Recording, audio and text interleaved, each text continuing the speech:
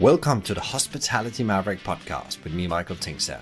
We at Hospitality Mavericks are here to inspire leaders to create heart-centered and profitable businesses from the inside out, the kind that both employees and customers love and support. Thanks to BizSimply for sponsoring this episode as our show partner. And BizSimply is the all-in-one HR, workforce management, road and operations software designed and built by hospitality experts to make every shift run like clockwork. And we join forces to help the industry to find new ways to become even more innovative in how we lead our people, how we operate, to how we grow our businesses, to how we serve our customers. Together we want to share strategies and tools that can make the industry thrive long term, not just survive. Look at the holistic process from end to end. So how, again, you're engaging candidates, what is that message to market, and then how you bringing them through the process all the way to offer, but also post-offer. Technology is one aspect of it, but there are so many other components and touch points throughout that life cycle. So I think really challenging, what does it look like right now, doing that secret shopping of your own process and identifying those gaps. This is Alexandra Berger, VP of Sales at Hourly by AMS, and they provide workforce technologies that reinvent the talent journey and optimize the speed and effectiveness of recruitment. Together we took a deep dive into her learnings from working with some very progressive brands when it comes to implementing new ways of thinking and using technology in the workforce. She shares some of the top challenges many organizations are meeting right now, and how they not only reinvent the way they recruit, but also changing the playbook for how they attract and retain talent.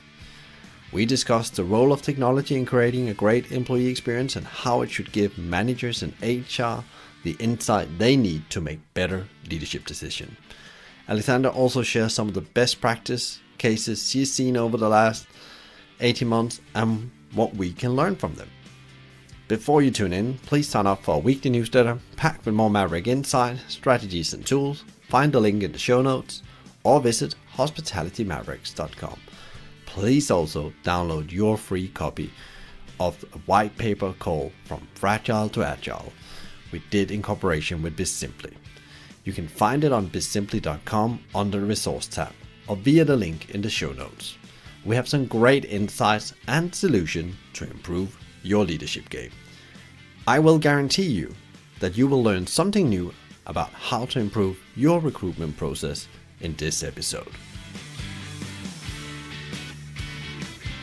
Today we're going to be talking about something that I think most of you listening into the podcast is dealing with right now. Hiring people in a very high speed, I guess, as well. And you can't get enough of them. And also suddenly that, hiring process becomes really, really important for them to get the perception about you as an employer and as a company.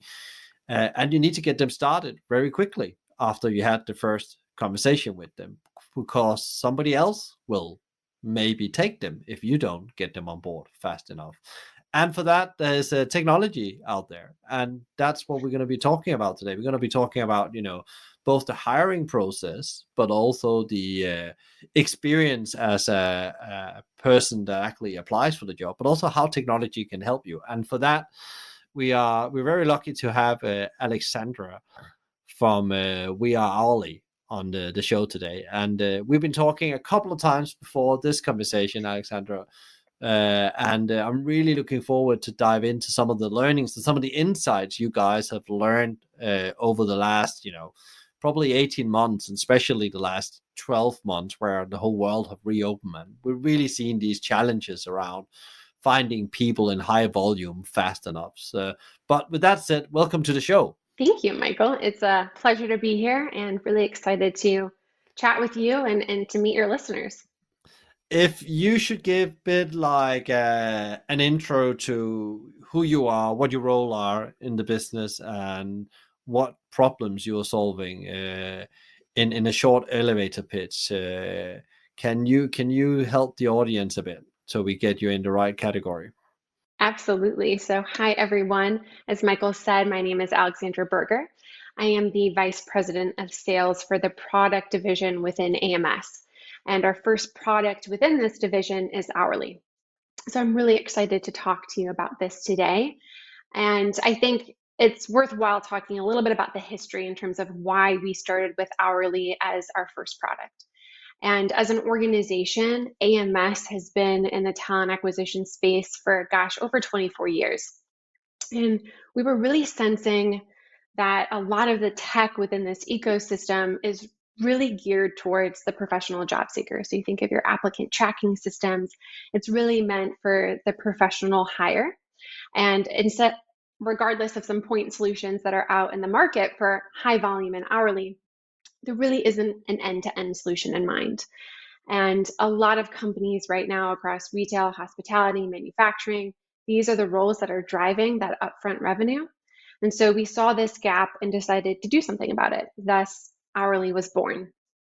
And so when we think about our product and really what we're trying to solve for, there is a difference in terms of how hourly job seekers find jobs, apply to jobs, the speed of the process, how they want to be communicated with. There's a lot that goes into this. And so we designed hourly to be mobile first, end to end, and conversational from start to finish to really help organizations simplify how they engage, progress, and communicate with applicants to help them ultimately hire talent faster without sacrificing quality as well. So that's really the mission that we stand for. And there are some design principles in there, but would love to talk a little bit about how it works from start to finish, if that works with you, Michael. Yeah, it'd be great to, because we probably all heard about, application software in today's world. And we talked a bit about before we went live as well. I think I touched on this type of software, probably much more clunky. About 2008 was the first time I saw it, and then implemented a different couple of system over the year. But I think now more than ever, with this huge digitalization that happened in society, and actually the speed we want things to happen as an applicant, I think it'd be great to hear about how you're solving that problem, because I don't remember as a very slick process. It was more automated, but from a user experience, it was not enjoyable. Yeah, no, oftentimes I think chatbots in general have really begun to modernize the conversation. There's a lot that are popping up, but oftentimes they still dump candidates into that desktop based, legacy process. And so what we wanted to do is really reimagine it and flip it on its head almost. And our solution starts with the traditional opening a rec and an ATS. So hourly isn't designed to compete with an ATS, it's meant to work with it. Some of our clients who don't have an ATS in place, hourly can fill that void. But once a rec is raised, we then go to market as our client. So this is huge, whether that's through supplying programmatic advertising or leveraging some of the built-in attraction features within hourly to help drive organic and local traffic within these communities. We do this as as a partner to our clients, and some of these built-in features are the ability for candidates to scan a QR code or text to apply. So texting ABC jobs to 32933, whatever that might be, to get them very quickly into the process. We also have features such as retarget, where we can automatically reach out to previous applicants, within that talent community for that organization, redirect them to new positions that they might be a fit for based on their skill sets or even location or shift preferences. We can also recall seasonal workers. So that's huge as companies, ramp up and down for seasonal hiring. We can recall those workers back. And we can also tap into probably one of the biggest networks, which is your employees. So organizations can leverage their existing employees to also refer friends and colleagues into the process as well. So no matter what path a candidate comes into and applies to a job, our goal is to remove those barriers of entry, such as access to a desktop or having to upload a resume, create an account, download an application. We want candidates to easily apply in the moment, wherever they are, and engage with a client's brand and organization, and to start that process very quickly. And so once they apply, they start having a conversation with hourly around their preferences, their skills. We're screening them on the qualifications. We are assessing them as well. And once that happens, they can automatically schedule themselves for an interview. And all the way from engaging to scheduling an interview, we can do this in under 6 minutes with our platform. So again, we talk about that speed. That's so crucial for this type of candidate. And what's also crucial, not only with the speed, is the communication. And so we take care of that communication as well. So it is automated, yet tailored to each candidate based on their personality profile. And we communicate to them in a way that they want to be communicated. So whether that's via email or SMS, again, we're meeting them wherever they are. And I think it's important. And we talk a lot about technology, and it is so forefront right now, but we also can't neglect the human aspect of recruiting as well. And so what's really unique about how we position ourselves is that we also have humans behind the platform. So we've all been in chatbot hell before. I know I have, where I've been put into a queue, or I won't hear back from someone for 48 hours or more. And so our system is designed to sense frustration from a candidate. If the system can't answer a question that a candidate has, it's actually going to automatically ping one of our live support providers to pick up that conversation in line. So there's no wait or queue for that candidate. And that ability to respond is so critical. Helping our clients respond to applicants the same day is so huge if you think about it. And so combining that technology and that human component, we're bringing empathy and kindness back into the process, which in turn is keeping candidates engaged, excited about the brand, the culture, reducing drop-offs and no-shows. And so again, it's impacting conversion ratios as well. And that same level of service, we can't forget, is also available for those hiring managers. So those who are doing the recruiting on top of everything else that's going on their plate, from operational, safety, compliance concerns. We want to make sure that these recruitment teams as well have access to data and support at their fingertips, so they can focus on conducting that interview, making that final hiring decision. And once that offer is extended in hourly, we push that data all back into the applicant tracking system, which then triggers that next step in the process, which is either background, drug screen, etc. So that's really that high level end-to-end workflow that we're providing our clients. I think a couple of things I picked up there, and it's interesting you said about the need for this human connection. We want the digital experience to to taking away barriers to apply for the job quickly. But when something goes wrong, we want that human interaction very quickly to guide us. And for just to make 100% sure that I got that correct as well. So you have a group of people that's actually sitting and overseeing the technology and the application, and they are then ready, or a chatbot is ready to jump in at that point where you can see that the applicant is struggling with something.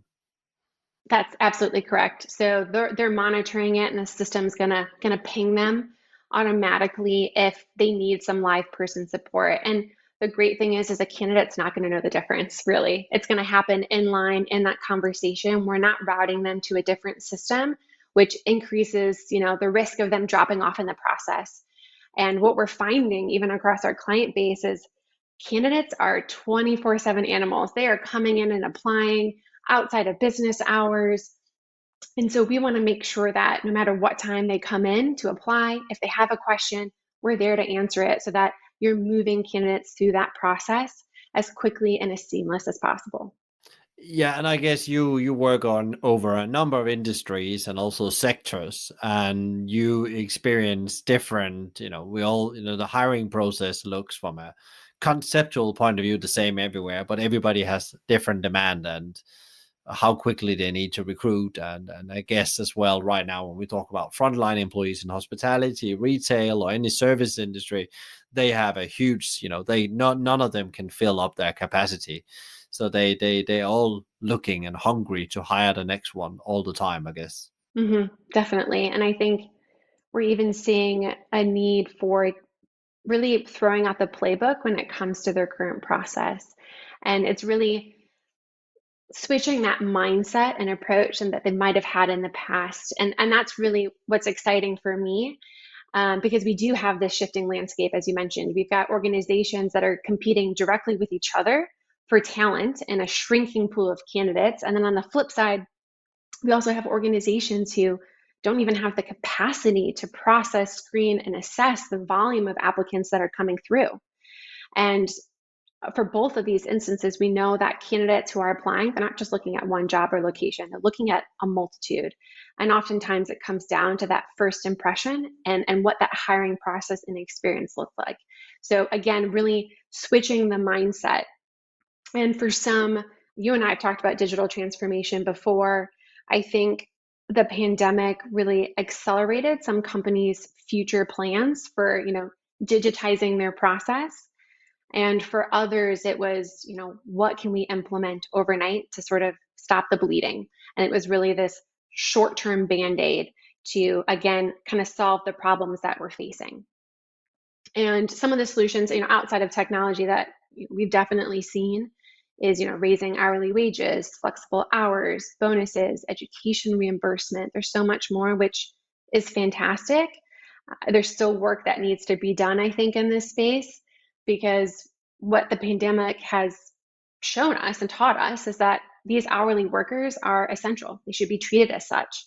And so that applicant experience reflects the employment experience as well. So if you have a terrible process, candidates are not going to want to work for you. They're going to go up elsewhere. It actually impacts their purchasing as well if they are a customer of your brand, which, we did a recent study with Talent Board that brought some of these numbers to life, but there is a direct correlation. And so a lot of what I talk to across, clients and organizations is helping them acknowledge that these conventional approaches, or by applying past solutions, it's not going to help solve these challenges. It's not going to help them win new talent. They really need to start defining what that long-term strategy looks like.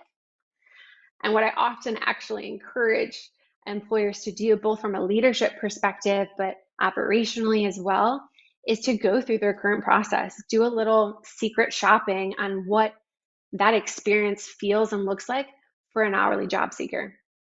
Sometimes it can be very eye-opening around, what that looks and feels like, what tech we're moving them through, the questions that we're asking. Do we really need to ask that question in the process? What's the purpose? Can we put it at a different step? Is there room for us to add, videos to help increase the likelihood of them showing up, get them excited about the company or what a day in the life looks like for the role in question? So there's a lot that can be done, and it's really challenging companies to take an inward look at what they're doing and what they're trying to solve for.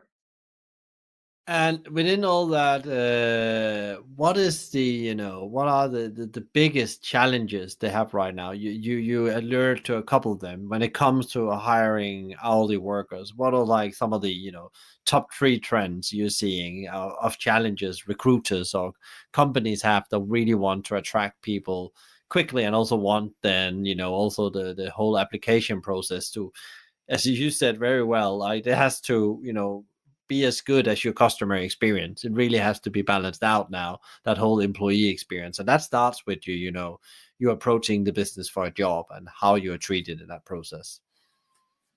Yeah, I think some of the biggest things that I'm seeing and trends and areas that clients are starting to focus on is, obviously, if we look at that candidate journey, it's really the speed of the process and making it more accessible. So technology is a great avenue to help administer that. So we know that 96% of Americans own a mobile phone, yet a lot of employers still as I mentioned, dump those candidates into a legacy system that is really hard to manage on a mobile device. And we know from a recent study we did with HR Retail, about 60% of job seekers quit in the middle of filling out an application because of its length and complexity. So again, first and foremost, it's really looking at that end-to-end process, how these job seekers are accessing the jobs and applying to them. And one of the things that we saw just from a speed and process standpoint is one of our clients saw a huge jump in their applicants engaging on a mobile device. It jumped to about 86%. And in that turn, they saw 2 times higher conversion ratios than they did with candidates coming into their legacy ATS. And so that's really what we're focusing on, is helping clients hire talent faster. And so that's a big one. I think the communication is important. It is a candidate driven market right now. And communication around not only the job, what's happening in the process, should be a brand enhancing experience, whether a candidate is hired or not. Because again, they are most likely customers as well in some capacity. And so technology can help deliver that communication in a very personal format through nudges, reminders, sending videos and articles, and really helping to paint the picture as to why your organization is a career destination for that employee. Because again, that first impression means everything. And a lot of our clients and people out there, they're spending so much money to attract and compete for talent. So if you're doing that, you need to make sure that it's easy for candidates to stay and progress through the process. Otherwise, you're wasting money and you're going through this hamster wheel of spending more on the front end and not impacting turnover and conversion. And so I think those two are the big aspects on the candidate side. I think we often lose track of the end user as well. So those hiring managers and recruiters that are interacting with the system as well. I mentioned that some companies, experienced significant layoffs on the recruitment teams, and being able to help those organizations, if they're not in the space to bring that talent back, how can we help them do more and meet those hiring demands, maybe with less? And so one of our clients were actually able to engage about 40% more candidates in a shorter time frame, despite a 50% reduction in the recruitment team. So that's huge. So still being able to help them meet those business objectives and allowing technology and AI to reduce the waste in the process, eliminate some of those labor intensive tasks for those end users, like screening, sometimes assessing, scheduling as well. So again, they can focus on that human aspect of recruiting, because we don't want to lose that. It's critical. So again, whether that's an interview or giving them a quick phone call saying, hey, we're really excited to have you here at this company. Do you have any questions? We're thrilled about being here. Really just, it's more of that sell right now, even in the hourly job market. It's what candidates are wanting to see is what does this company look like for me, and how can I see myself growing here? So I think those are the big trends that we're going to start continuing to see and companies focusing on.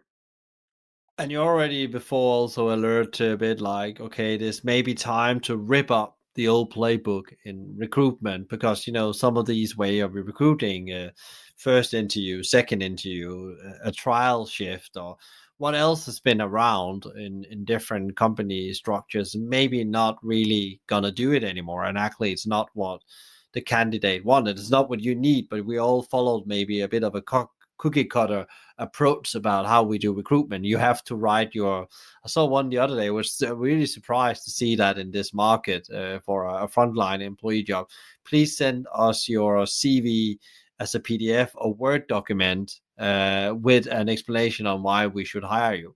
I thought, wow, okay, so that's super interesting when you think about the competitiveness of the talent market right now. And I don't know if you're seeing similar things. There's like two camps. People are going all in, ripping the playbook up, and then there's people just staying really fixed in their old ways. And the only thing they're doing is removing some of that process online, but they're not really changing the experience in any way for anyone, or improving the recruitment experience. There definitely is two camps, and for sure seeing that. I think for some, it's definitely easier to rip up the playbook. And I think for those where it's successful, is that comes from top-down leadership, where they want to do something, they want to make a change. They're talking to those who are on the front line and hearing pain points and concerns. And so they're ready to look at, okay, how can we reimagine this? And for those that, it's more of a change management. It could be the technology itself, or again, the comfort of this is the way we've always done it. And for those, it's looking at maybe that one point solution. It's kind of baby steps around, should we add in video interviewing, or can we add a scheduling bot in here? And sometimes it takes those baby steps to get you to more of a cohesive and comprehensive end-to-end process.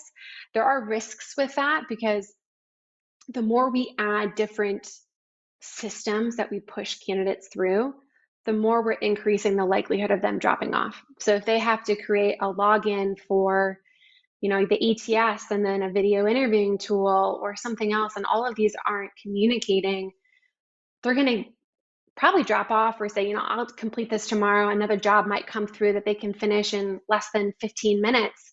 They're going to go that route. And so it's, again, really challenging companies to understand where the gaps are in their process, what are their priorities, and having it come down from the top-down leadership and involving those frontline workers to see where can we really make a difference, what are we trying to solve for to meet our business objectives when it comes to hiring and retaining talent.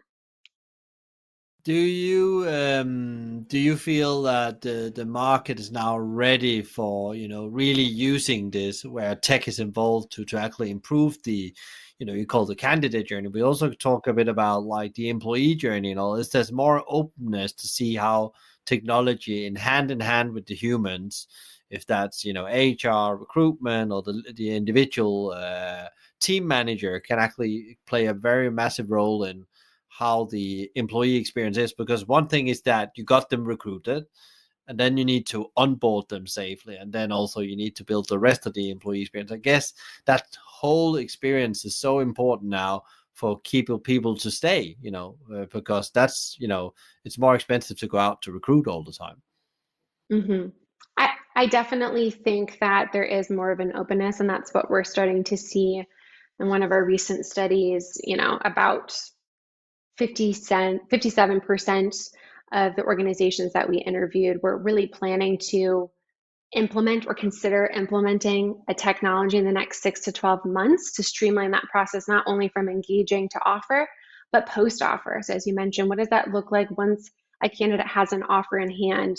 What does day one look like? Can they get connected with a buddy, or can they do something online to get them prepared for the first day of work, what to expect from a paperwork point of view, or a day in the life of, I've got to lift 70 pounds, or this is the type of environment I'm working in.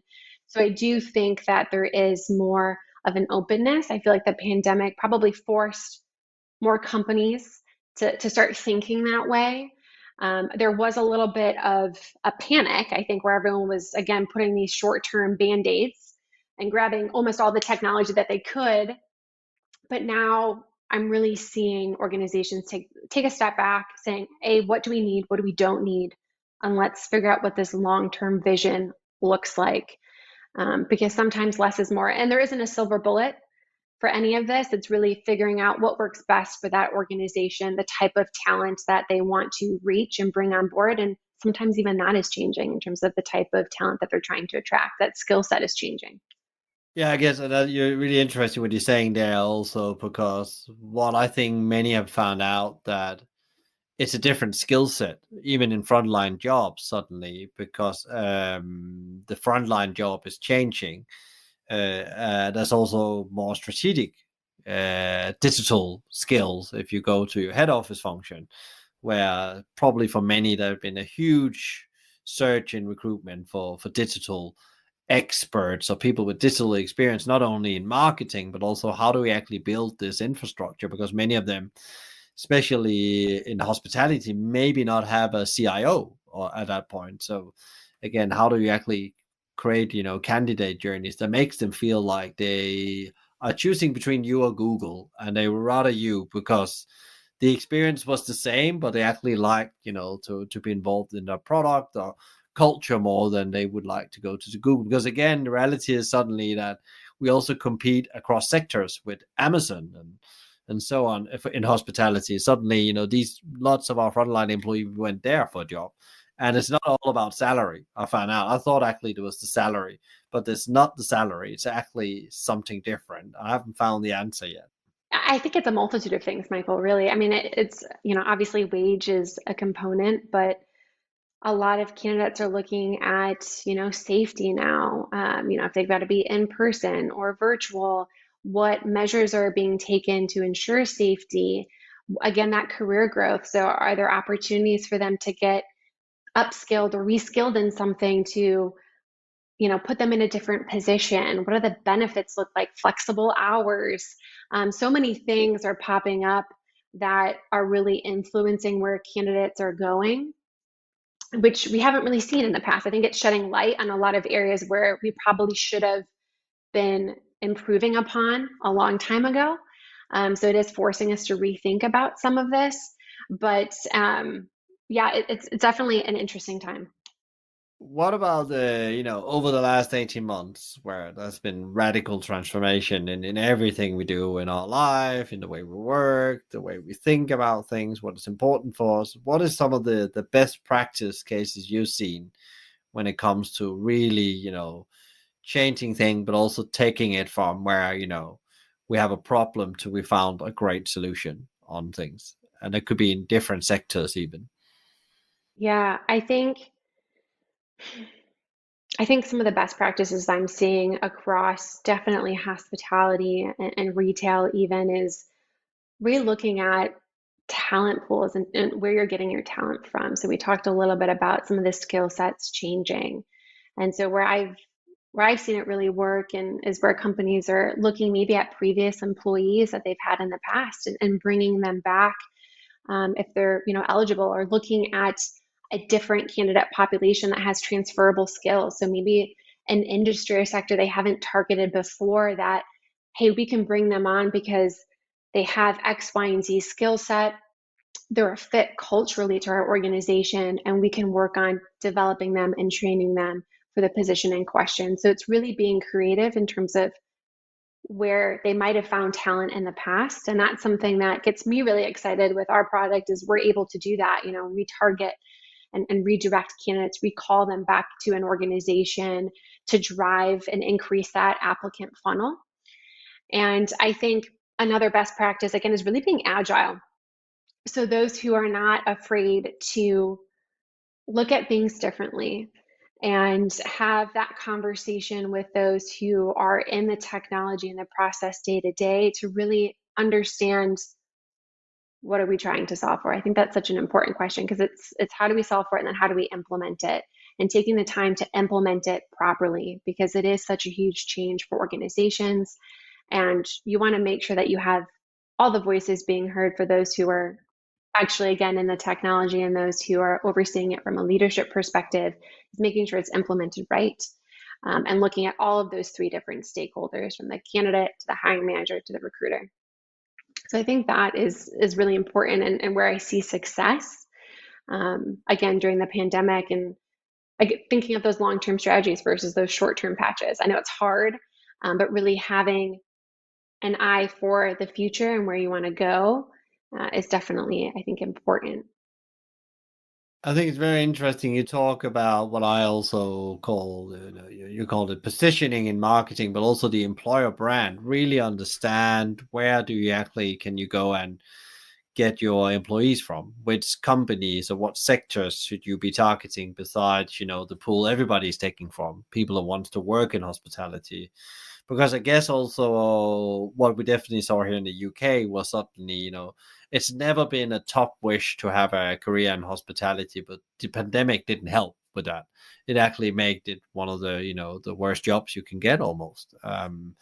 So you really have to go out and tell that story about why you're a great employer and actually reach other groups that might actually, because they never experienced working on hospitality, actually would like it a lot. And lots are changing to the positive. The foundations, as you say, with salary and things, flexibility is actually now being, enforced because of the pandemic and the job market wants that. So I think that's really interesting. And then the other thing as well, that actually, how do we actually, how do we actually get to a point where we actually can move these candidates quicker into the business as well? But what is like for your point of view? You said as a supplier to the industry, and and when you look at that, and also maybe it's a personal learning, but what has been your biggest learning in all of this? Because you launch, and very quickly there was a a need for your product. on the back end of the pandemic. But what has been the, for me, I don't know how it is for you. For me, the last 18 months is like, I thought I had so much time, but I didn't. And there's been so many learnings. But what is like your top learning the last 18 months? Yeah, it's funny you mentioned that we did launch in the pandemic, and we weren't planning on it, we weren't expecting to, but it put us in a really nice position, I think, to help companies navigate, what the current and also the future. For me, I think some of the big things that stood out is really the importance around being empathetic, transparent in communication, and being flexible. So, both in my personal life, but professionally, I think I was forced to flex muscles maybe that I hadn't done in a while, being virtual and building those connections in that virtual environment. Seeing our organization and other organizations focus on building strong team morale, and again, focusing on that company culture. These are some of the big learnings that I've seen, and something that I keep top of mind every single day I log on to start my day. And when I'm speaking to clients and internally, is really those are the three things. Everyone's got a lot going on, whether it's recruiting and finding talent, retaining the talent, or stuff in their personal life. So it's really being empathetic, transparent, and flexible. And so, yeah, those are definitely the three things that I think have stood out to me the most.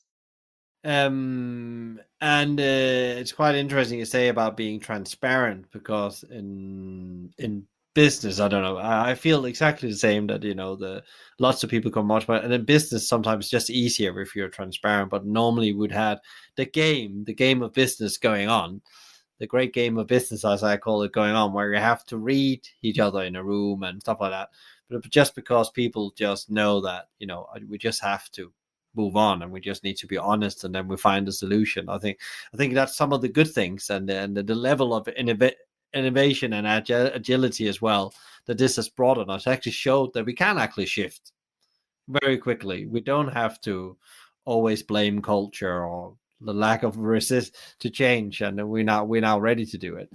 But on your journey, who has been like, this is the tricky question, the most unfair question, because everybody says that to me.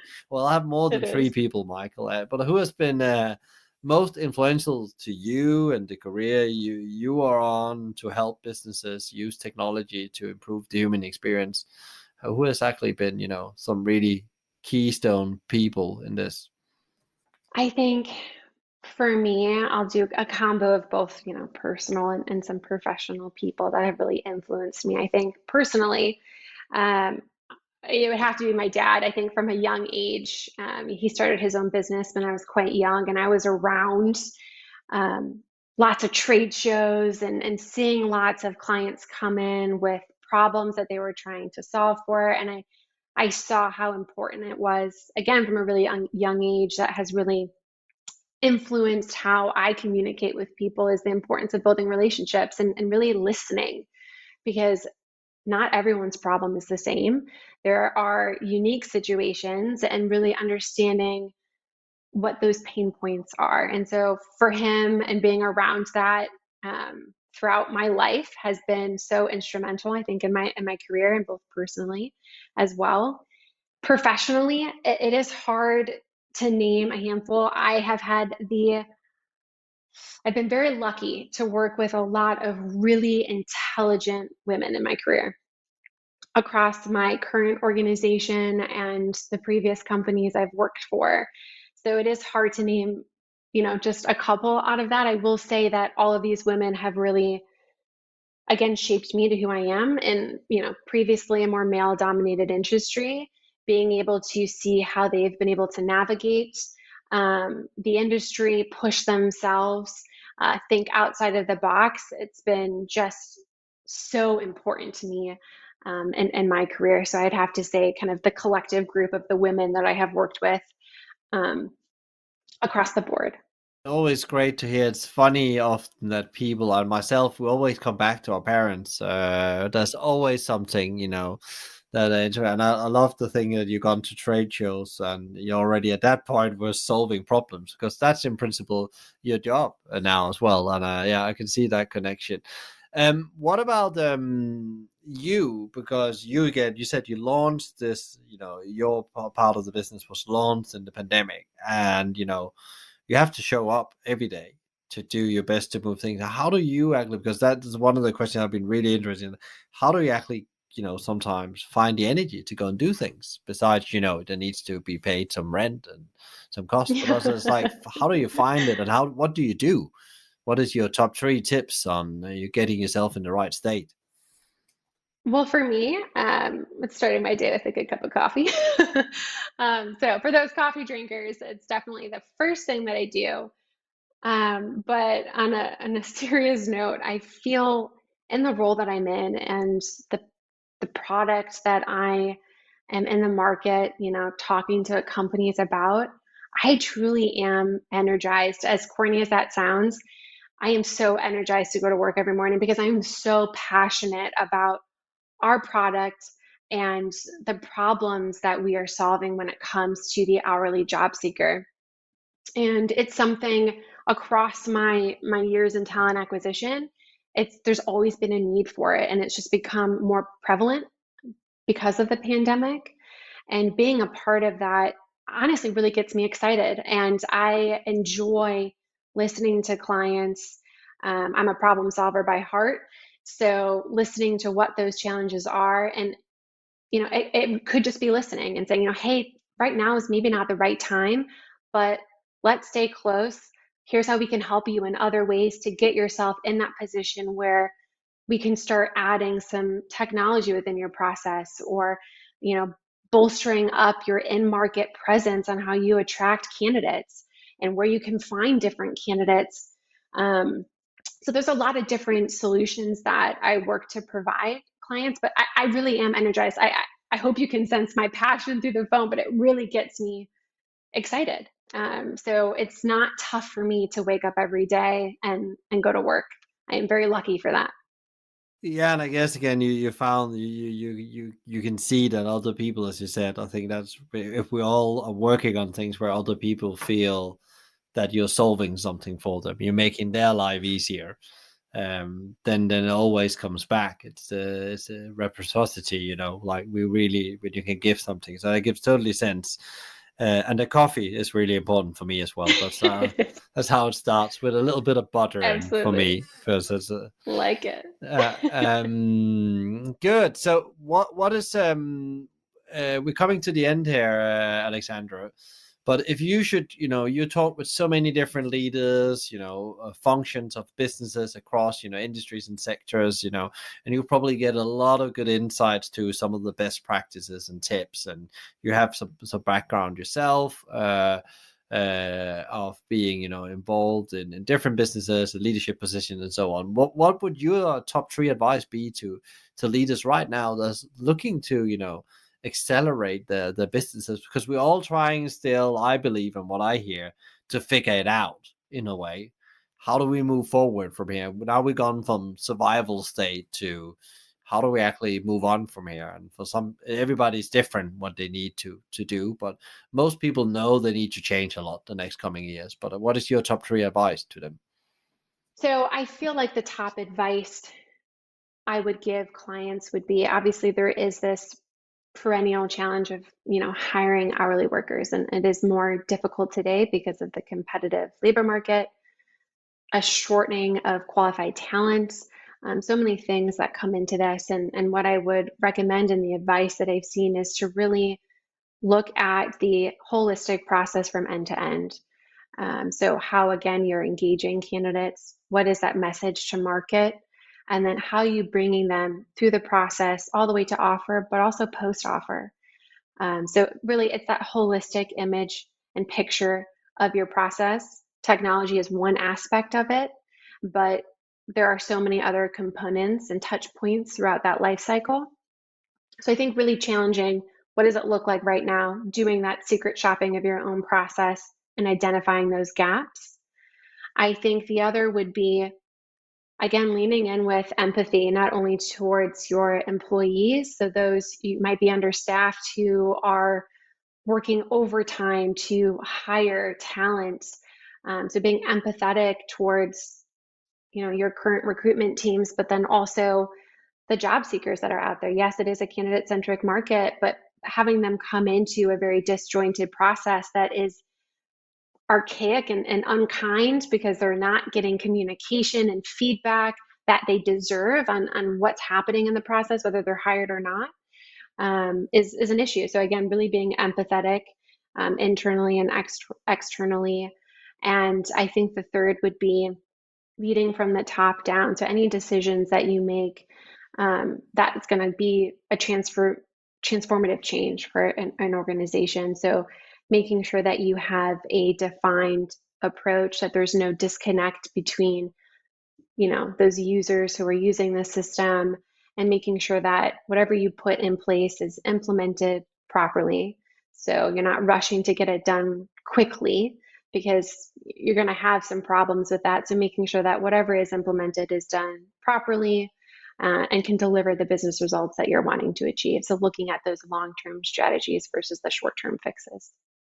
Good. Some really, really solid advice in there. Especially, I like the one where you say step back and look at the whole process, as you mentioned in the beginning as well, because also strategize about what kind of employee experience do you want to create and what is technology's role in helping you. Because especially in hospitality, we done some surveys and interviews around this as well, is that you can see that's invested in lost in the customer facing technology and that experience, but the employee experience is left a bit behind.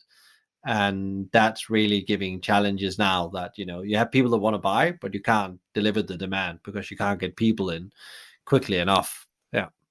Good. Where can people find out more about Hourly and what you do? And is there any specific place they can connect with you as well if they have any questions?